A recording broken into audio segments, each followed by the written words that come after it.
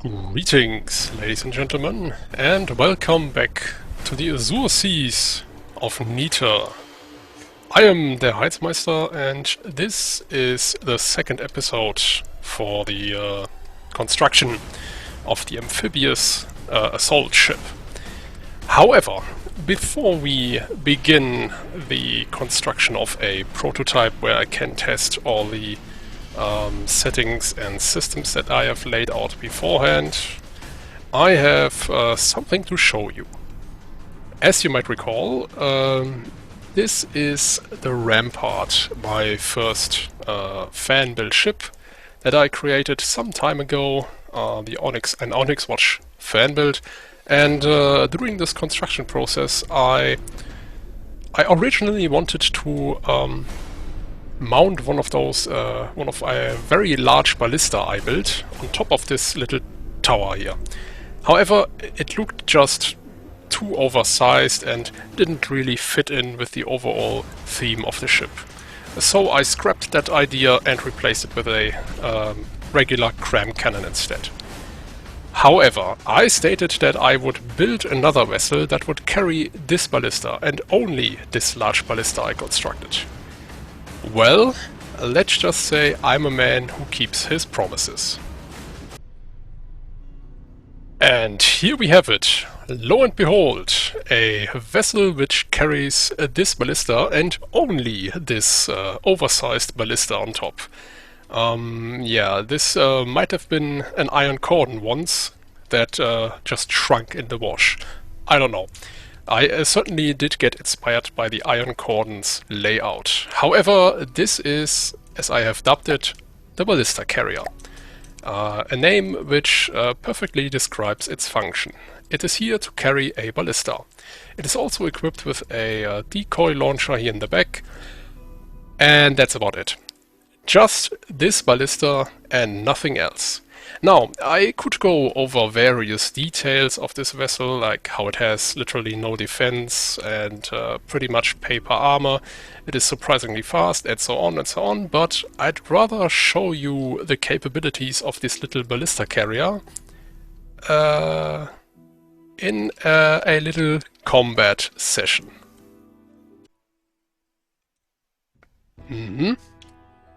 I see. Very interesting. Yes, that's about 10 flying squirrels versus this ballista carrier. Let's go! Oh, right. Alright then. Pick a target, any target. You have 10 targets to choose from. Alright, there go the decoys. And we have lost one flying squirrel, maybe two. Oh, another one! This is just like this old game, what's it called? Duck Hunt. Yeah. Ah, damn it, you missed. Come on. There we go, much better. Almost. This is like a shooting gallery, just with flying squirrels. And yeah, this is pretty much oversized frag ammunition being used against one of the squishiest targets here in from the depths. Not quite. Now, it should acquire one or more targets momentarily. Oh, there we go. Taken out one flying squirrel. You missed. Right.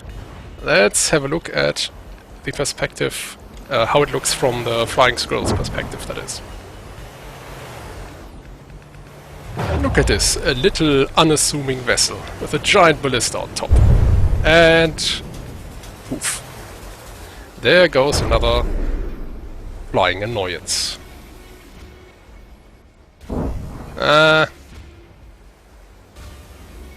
Yeah, I had to combine flak and frag for the increased explosion radius and of course this little puff of smoke that it makes. little smoke cloud when it explodes, and frag, because frag is very useful for this sort of job, like taking out flying objects, small flyers, and yeah, there we go.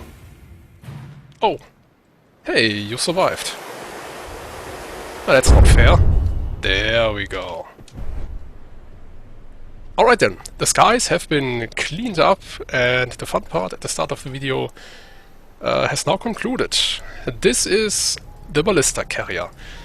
Very soon on the Steam workshop alongside the Rampart. Alright then, now let's get to building this prototype. Oh yeah, one thing I would like to say before we begin the construction of this prototype. As you may have guessed, this ship is pretty much a meme. This is not effective or efficient in any way, shape or form. This is just a meme for the lulz. Right. Okay, look. Granted, it is not exactly a thing of beauty. I admit that, but it is a functional prototype nonetheless. Watch as it approaches the shore, and once the depth under the keel, below the keel, is too low, then it should take to the skies. There we go. Yeah, the whole maneuver system requires probably some fine-tuning, as well as the transitioning between hover and naval mode, but still, it works. This prototype also has roughly the same hull form I wish to use on the actual construct. A kind of rounded hull, very wide, actually, to provide more space for those maneuvering thrusters here. These roll thrusters need to be as far away from the center of mass as possible to provide the best stability for this craft. I don't want it to be all jittery, and yeah, I don't want it to oversteer that much.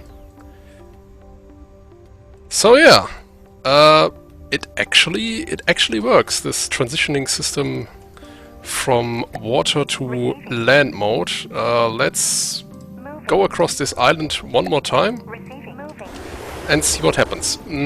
Here is how I have set it up. So basically, this craft uses a standard broadside behavior. This is just a placeholder for now, but it will use some kind of broadside behavior in the future.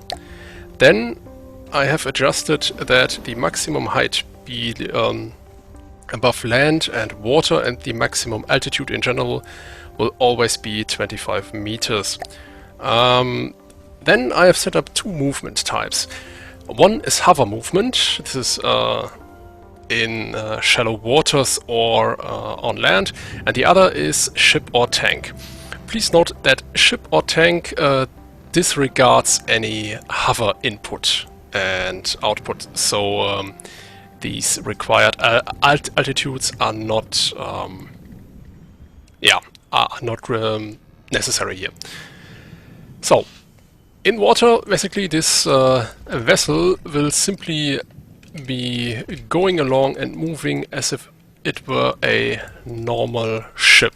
However, as you have seen before, once it approaches shallow waters, a certain set of conditions is activated, a certain set of conditions which I have to refine a little bit more, and then it will engage the hover drive, and basically all these altitude restrictions will come into effect, and the ship will maintain a height of about 25 meters above either here, the coastal waters, these shallow coastal waters, or the land. Of course, please note that steep cliffs and the likes may not be compensated for that well. Yeah, so by all means, if you are a person who is very knowledgeable with breadboard, feel free to send me a better way of doing this via the Discord. I do appreciate every help I can get with this, because, well, while I like to try things out myself, I do have limited time to do so, and this might affect the end result a bit. Okay, let's do this one more time. Now with a little bit more, yeah, with a refined setup of this breadboard. I have tweaked a few settings. Alright, there we go. The course has been laid in. Also the prototype, which I call the Amphiboat prototype, is of course designated as an amphibious force, as it should be. Well then, let's watch it trundle along towards the shore and hopefully engage its hover mode once it gets into shallow waters. These, by the way, are very shallow waters. Ah, there we go. Much better.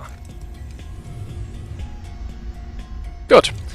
Yeah, maybe I'll outfit this prototype with a few weapon systems, see if I can refine the internals a little bit better, and maybe have a little version of my amphibious assault ship. Well, I mean, if it works, right? Okay, there's a little bit of a difficult terrain up ahead. I've sent this amphiboat on a course through this terrain. Let's see what it does. Well, it engages the hover drive a little bit too late for my taste, to be fair. And yeah, of course it takes this opportunity to take a dip in this rather, should I say, a little bit deeper lagoon. Ah, there we go. See, it cannot scale steep cliffs or anything like that. This could be a problem. I'll have to see how to compensate for this.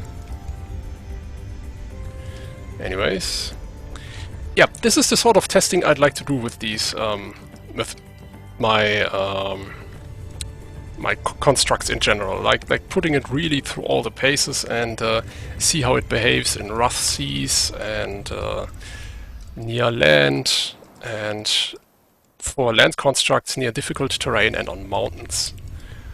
That's the kind of thing I like to do in the designer sometimes, and that's probably also why some of my yeah, constructions take so long to complete. Well, sometimes I like to be thorough. Oh, no? Why not? Come on, settle down. Yeah, doesn't want to settle down. Looks like the water is too shallow there. So let's send it out to sea.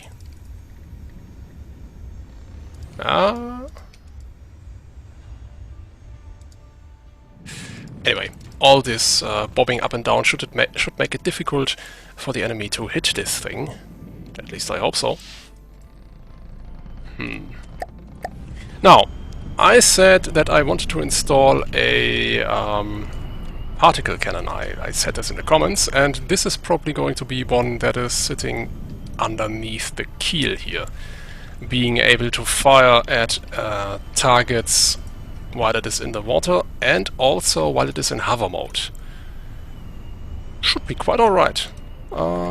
Yeah, so I guess I'll tidy up the internals a bit and see if I can install some better systems in there. For example, a steam propeller, which is much more powerful, and yeah, see if I can miniaturize this engine a bit, and then have some weapon systems, a superstructure, and then this will be a small functional prototype for the big amphibious assault ship. I'll be right back. This is shaping up to be a very nice project. I'm having fun. Well now, and just like that, the prototype for this amphibious assault ship has been finished. Yeah, it might have been just a second for you, but many hours for me. tweaking and refining this transition between water and hover mode a bit, and also painting and building the ship. So, what do we have here? We have a small gauge fast firing heat cannon for close encounters. Then we have a long range medium gauge hash cannon here. Both of these guns are equipped with belt-fed autoloaders, which means that the price of this unit will be a little bit over the intended budget. It is currently just shy over 100,000 materials, but I can assure you it can punch above its weight quite well. Then we have a single missile interceptor turret here in the back, and this unguided rockets that will be fired from this dual elevation turret. This is a turret that can traverse horizontally as well as vertically, and this one fires unguided rockets. They are equipped with a one-turn module to make small adjustments. And of course, let's not forget one feature that I would like to have on the final product, the really big Amphibious assault ship, the underslung particle cannon. It is just right here. I had to implement some firing restrictions before this one actually rips a hole in the ship's keel. It has done that despite a failsafe, so better being safe than sorry, I guess. But yeah, oh, and before I forget, we have 6 EMP missile gantries here with short-range, very maneuverable EMP missiles. This is how they look. So yeah, the assault ship has been finished. And I think it's high time we tested this thing out a bit. As you can see from all the loot beams over here, I have been testing quite a while. So let's destroy those. And let's see. We are currently on this area of the map here. Very nice area. A few land masses around here with some channels and larger bodies of water. So perfect for this amphibious ship. Okay, how about we start easy for this? No, not.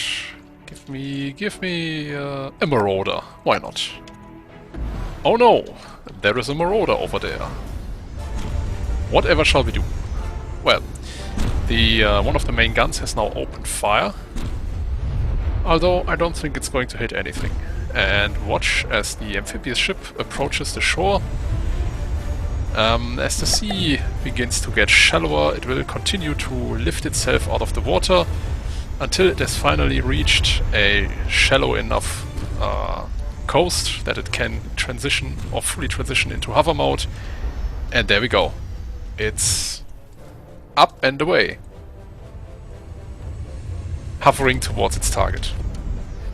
It will circle around the target at a range of about 900 to maybe 1000 meters, if I've set this up correctly. And judging from the damage display on the top right corner of the screen here, we have hit the vessel, the enemy vessel, quite a few times now.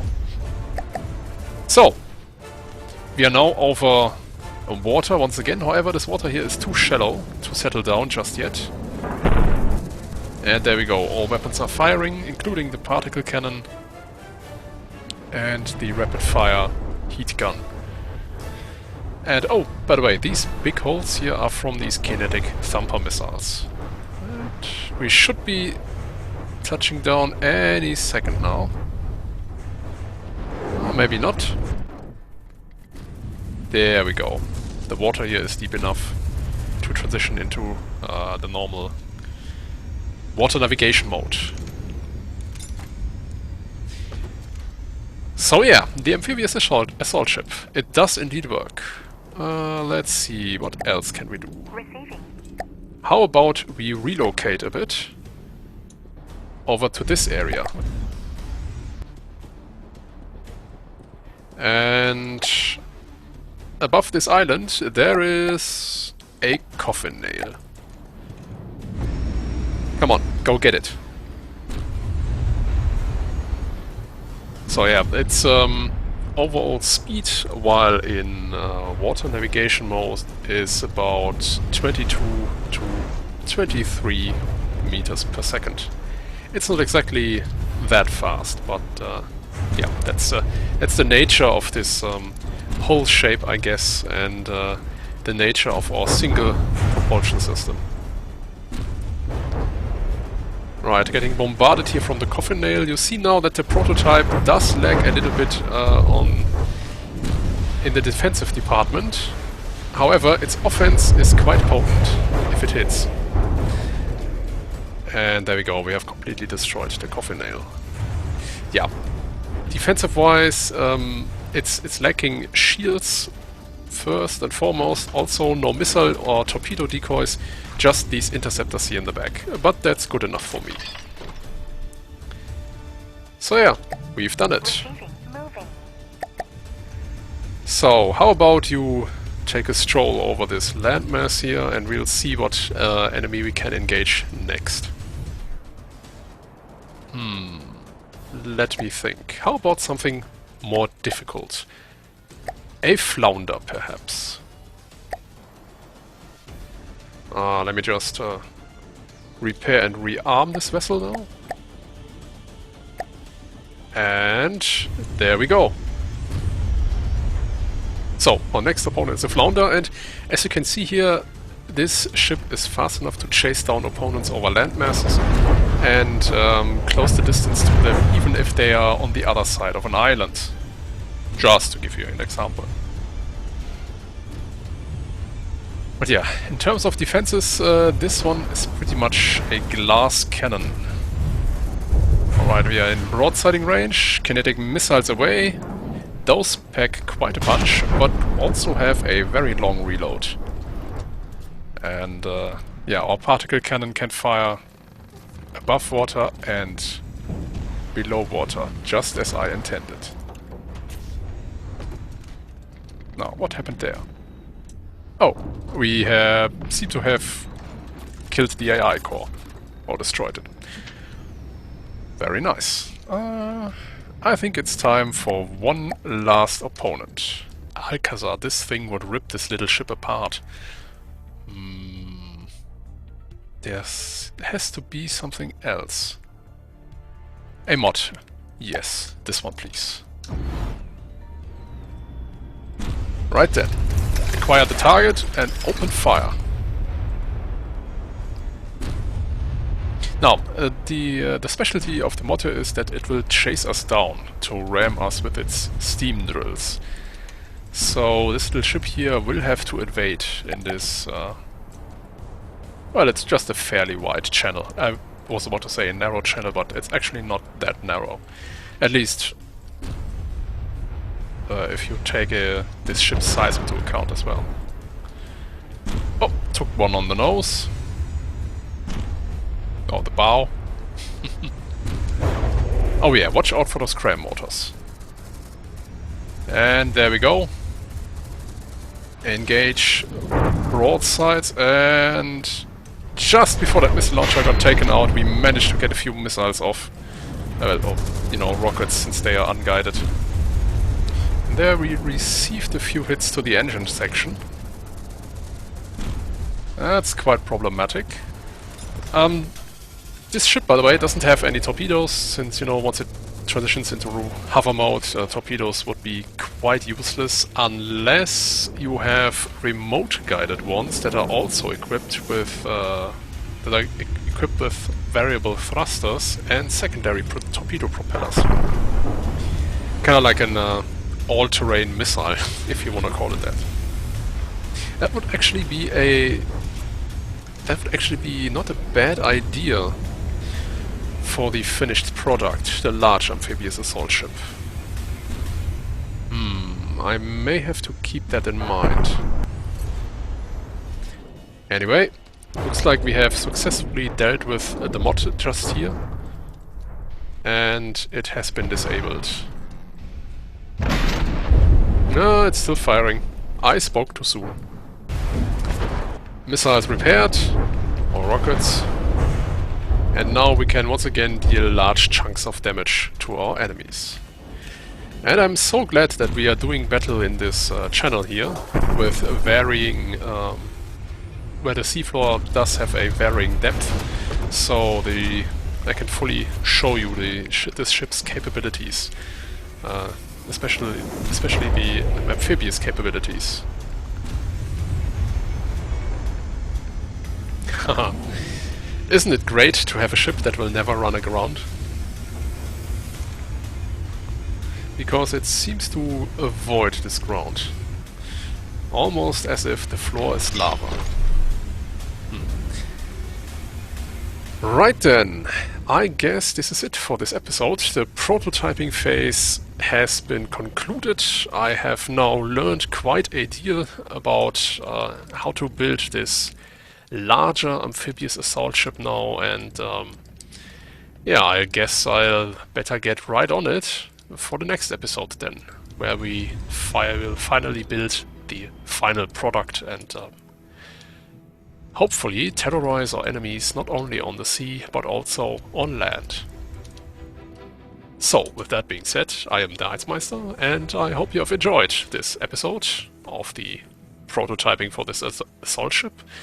And yeah, the what's it called, the Rampart will be on the workshop as well as the Ballista carrier. And I hope I'll see you next time on the Azure Seas of Nita. Take care and goodbye.